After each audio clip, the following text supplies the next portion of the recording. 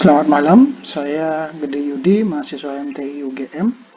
Di sini saya ingin menjelaskan tentang studi komparasi, bagaimana mengklasifikasikan HS code menggunakan machine learning.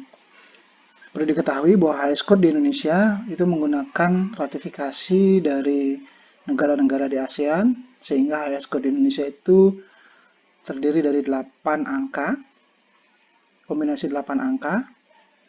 Nantinya HS code ini selain angka juga terdiri dari uraian barang dan banyak eh, elemen lainnya yang menentukan jenis dan barang tertentu, sehingga saat jenis dan barang tertentu ini dilakukan importasi maupun ekspor, harus melunasi kewajiban pabean. Kewajiban pabean ini bisa berupa bea masuk dan sebagainya. Sehingga dari HS code ini muncul tarif, sehingga dari tarif muncul pembayaran bea masuk. Seperti itu. HS code ini harus sesuai merujuk kepada suatu barang jenis tertentu, sehingga tidak ada kerancuan terkait pembayaran bea masuk tadi. Problemnya, selama ini yang menentukan HS code ini adalah pejabat pemeriksa barang dan dokumen. Dari hasil pemeriksaan barang, lalu dilanjutkan oleh pemeriksaan dokumen, pejabat bea cukai melakukan mengklasifikasi barang berdasarkan HS code. Selama ini toolsnya adalah kompetensi pegawai. Belum ada tools lain yang membantu para pejabat bea cukai dalam mengklasifikasikan HS code ini, selain kompetensi pegawai ini. Nah, kompetensi pegawai sendiri menjadi masalah yang menarik karena untuk menyamaratakan kompetensi pegawai bea cukai di seluruh Indonesia tentu bukan pekerjaan yang mudah.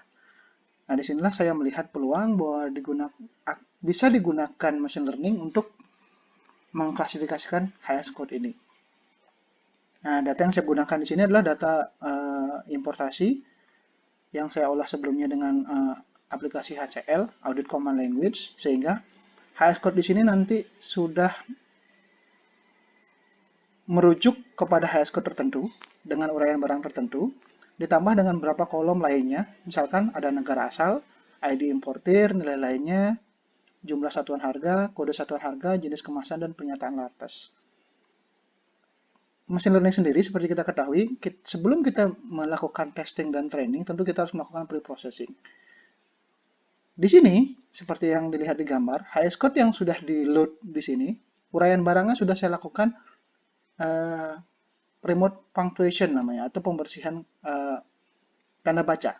Selain tanda baca juga saya bersihkan angka dan spasi yang berlebih saya bersihkan, sehingga saat meload data HS code ini sudah bersih.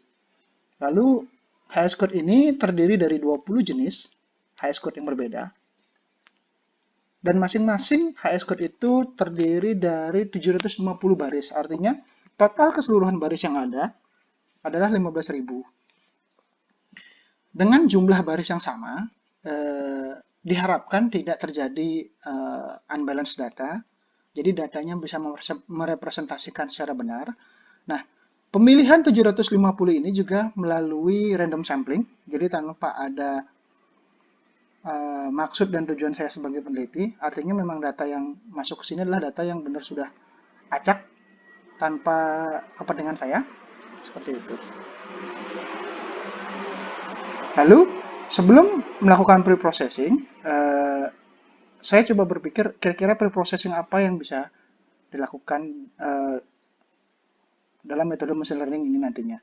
Yang di pikiran saya pertama adalah tentunya menghilangkan atau mencari korelasi antar kolom. Antar kolom itu artinya kolom apa saja selain uraian barang yang tentunya nanti bisa merujuk ke HS code yang bisa mempengaruhi akurasi.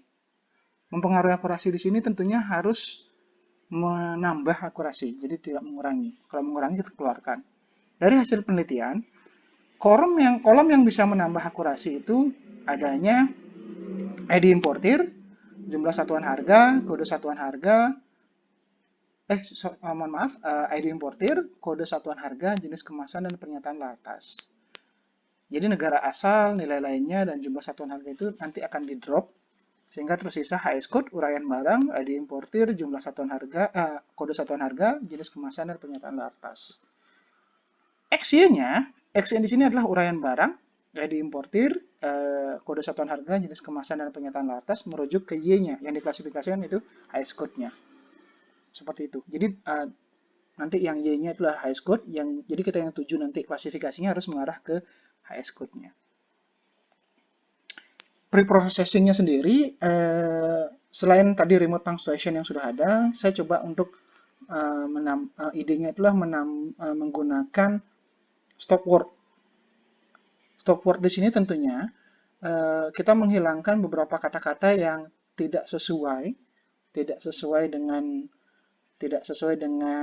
kebutuhan penelitian. Misalkan kata-kata bersifat bahasa Indonesia, terus korpus yang digunakan juga sebenarnya adalah korpus bahasa Inggris, artinya kata-kata penghubung seperti it, is, dan sebagainya itu nanti secara langsung akan ke remove, jadi nggak kepake penelitian, plus beberapa kata bahasa Indonesia yang munculnya sering, misalkan baik, baru, dan sebagainya macamnya.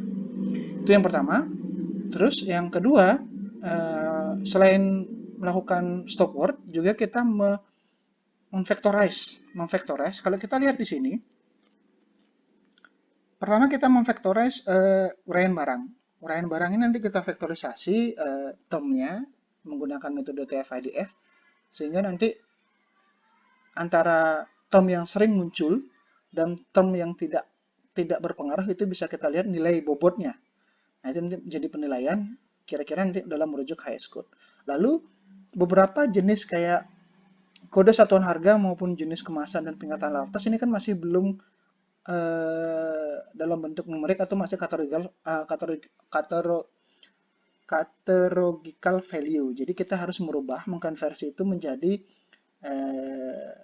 nilai integer atau nilai yang nanti bisa dibaca untuk penelitian. Sehingga nanti semuanya uraian barang, ID importir, terus kode satuan harga, jenis kemasan, pernyataan latas itu sudah bisa dikonversi sehingga nanti bisa siap untuk di split jadi trend maupun tes di sana.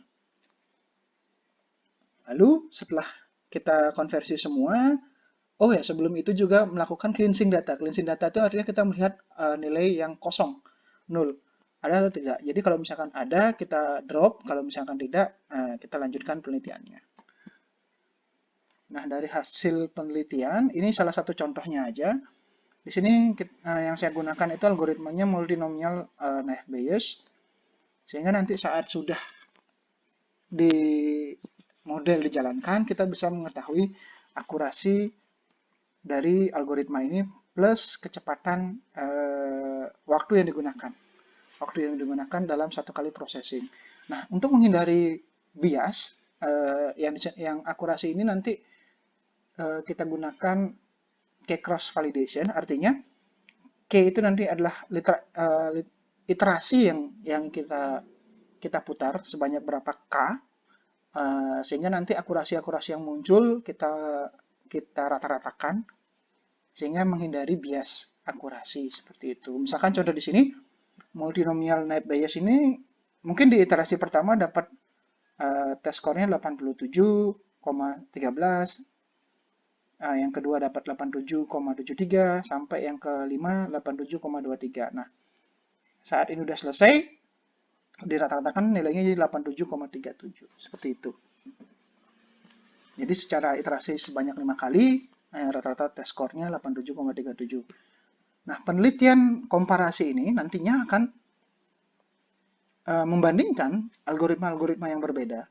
Jadi rencananya algoritma yang berbeda ini saya bandingkan. Yang pertama pasti algoritma yang tradisional, naive Bayes, terus ada decision tree, KNN, regression, logistic regression di sana juga.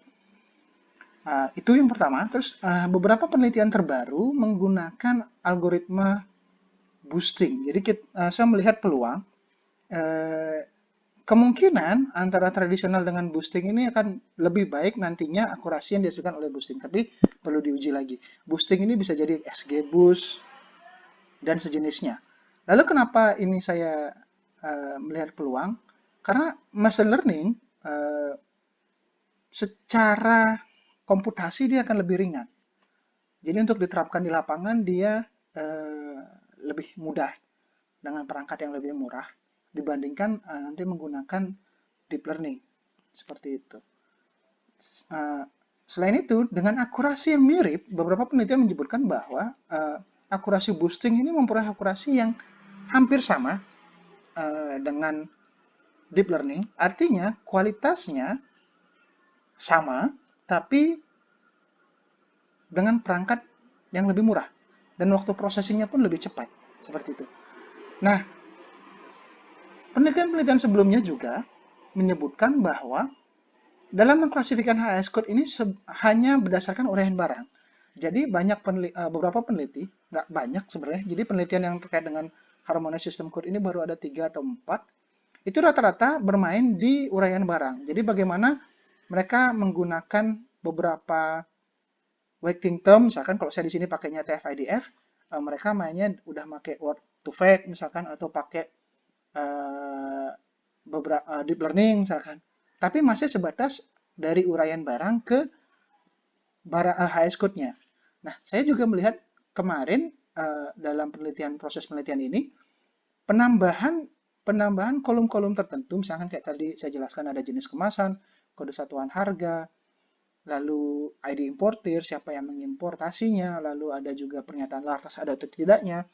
Itu ternyata lebih menspesifikkan kepada HS code yang dirujuk. Jadi dengan adanya kombinasi kolom-kolom yang baru itu, malah meningkatkan akurasi dibandingkan hanya dari uraian barang ke HS code saja gitu. Jadi kombinasi antara uraian barang dan beberapa kolom lainnya itu malah meningkatkan akurasinya secara signifikan. Jadi itu yang bisa saya propose nantinya di studi komparasi ini, sehingga nanti studi komparasinya menghasilkan model mana yang menghasilkan akurasi terbaik plus dengan kecepatan proses terbaik itu. Lalu dari hasil itu akan dijadikan hasil tesis saya bahwa model yang terbaik itu dengan kecepatan terbaik adalah model terbaik yang bisa saya hasilkan selama proses pembuatan tesis. Demikian dari saya terkait dengan klasifikasi HS code. Semoga bisa menjelaskan apa yang akan saya lakukan, apa yang sudah saya lakukan dan progres sampai saat ini terkait dengan klasifikasi HS code tersebut memanfaatkan model dari machine learning. Terima kasih dan saya undur diri.